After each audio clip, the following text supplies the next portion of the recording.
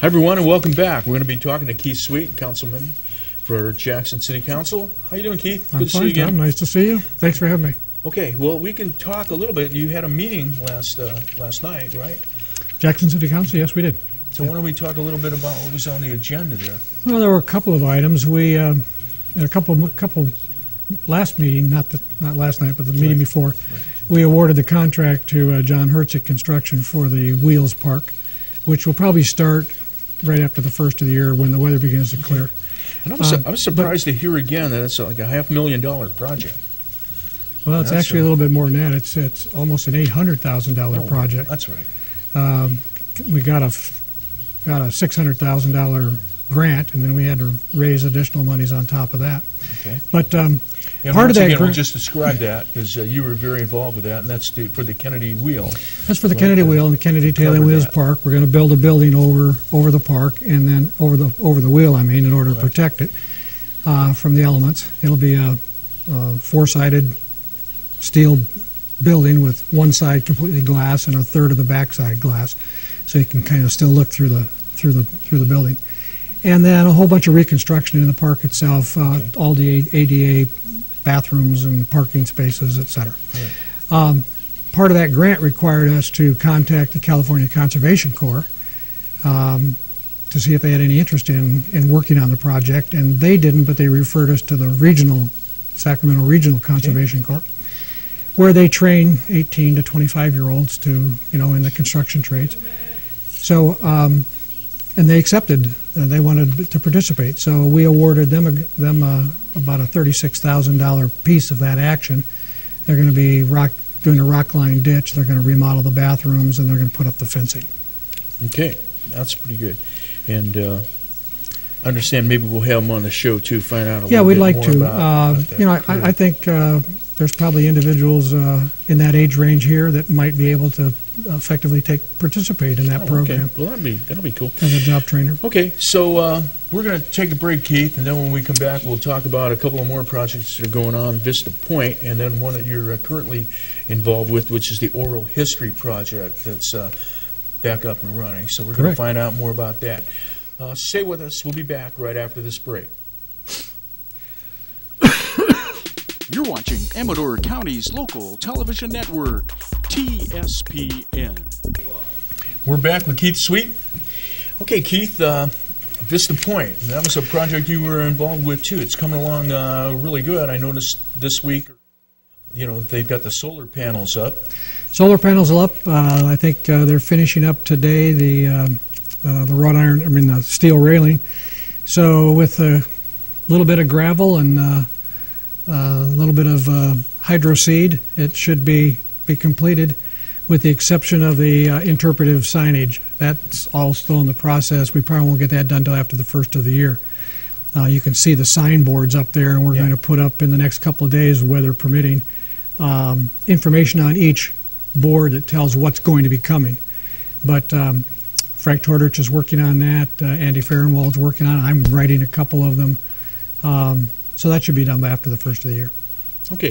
I'm kind of curious, is the Rotary still going to be in charge of maintenance? Rotary will still be in charge of maintenance. We've had a lot of cooperation. I wrote the grant along with Mike Daly. It was a Department of Natural Resources grant for $326,500. Obviously we got water. We connected with water and electricity up through hospice, because they own up to the backside of the Ledger building, which they own.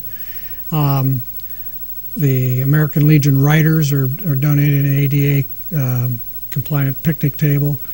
The Historical Society's been involved in helping. Larry Sonata was involved initially in working on some of the signage. The American Legion has a memorial up there, and that they participate, so they've been involved in getting lighting for the flag, so the flag will now fly 24/7. And the Rotary has obviously always been involved, and they are going to continue maintaining it as they have for the last 15 or 20 years. So that's going to be a really nice addition for visitors and for people around here as well to stand there and read some of the signage and yeah, we moved the Caminetti Monument up from a very obscure place up there, and now people will realize exactly how influential he was in getting Highway 88 built. There's obviously the Veterans Memorial there, and these 8 interpretive signs are going to talk about historical things that you can see from that particular point. And one major focus sign will be to try to direct people back to Sutter Creek and Amador City because they missed those 2 towns when they blew through on the bypass. And so it'll emphasize those 2 communities as well as the history that you can see from this area. It's an exciting site. I think right before we started, you're going to have like something there that you can take your smartphone and click on it, and each of the interpretive signage will have a little QR code on it, and it'll take you to the Wheels Park website, or it'll take you to Chaucer website, or it'll take you to the Serbian Church website. One thing we've kind of got down right now in this day and age is getting information. Well, one of the things about interpretive signage is that people have an attention span of like 30 to 45 seconds, and so you can't just put a whole history of the Serbian Church on it. You just have to give them a highlight of it, and then if they really are interested in more information about that, then you can let them go someplace else, and with that little QR code, and they can do it at their leisure when they get home, etc. So we're excited about this particular project. I think people will be able to park there probably by the end of the week. The lights are working, the solar lights are, the flag will probably get up. We'll have a dedication in the spring. We're going to probably try to combine the 2 dedications, one for the Vista Point and one for the Wheels Park, because so many people from Caltrans and from the state are involved. We'll get them up here one time. Right. Well, that'll be great. Okay. So talking about giving people information and things about the past and things that you can go see and know, why don't we talk about the oral history program? And I think that's a great thing to be back on track. Plus, for people that don't know, there's a lot of audio already available on the website. Well, it's not audio. It's in 1979, Cedric Clute, who you hear on the radio with Tales of the Mother Lode, and many people know Cedric, if not everybody. He recorded, as part of a grant process that he was in, he was involved with, he was recording people who had some recollections of the mining history. That was kind of the focus, I believe, of his project. But it was in 1979. He interviewed 100 people, and he interviewed them on a reel-to-reel, and then he sat and typed it all up on an old Selectric typewriter. So then he transcribed it. Then he transcribed it. Audio. Yeah, and so he transcribed it from audio, and he put the transcriptions in the library, so anybody can go to the library. But our first, when we got together, a group of us, we said we'd like to collect as much as we can that's already been done.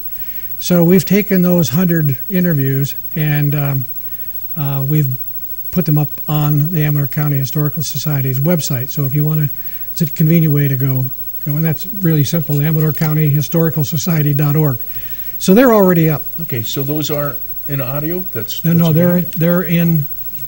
It's a file, Word. It's a Word file. Yeah, it's a Word file. So, what happened was a couple years ago, well, maybe a year ago, when Marv Vincini died.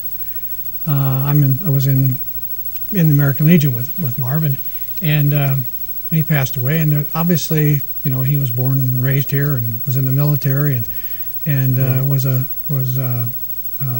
just a wealth of information that, like my father, I never found out about.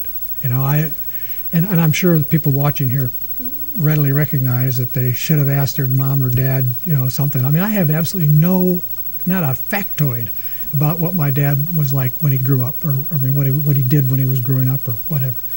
So we want to try to capture history of Amador County prior to 1960.